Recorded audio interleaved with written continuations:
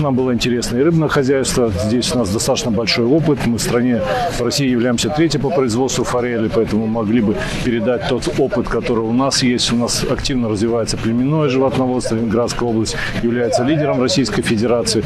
У нас удой составляет порядка 9535 килограмм, поэтому здесь тоже вопрос. Мы обсуждали и смотрели производство меда. У нас потребление солнца в Ленинградской области не так много, как у вас, поэтому надеемся, это солнечный мед. Сейчас организуем и процесс поставки в Ленинград, Санкт-Петербург.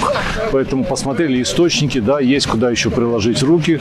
Понятно, что источники лечебные, понятно, что еще требуется сервис, поэтому совместно с нашим бизнесом будем отрабатывать возможность прихода на территорию Абхазии для того, чтобы могли увидеть, развивать. Тем более туризм у нас активно развивается, и у нас есть что посмотреть.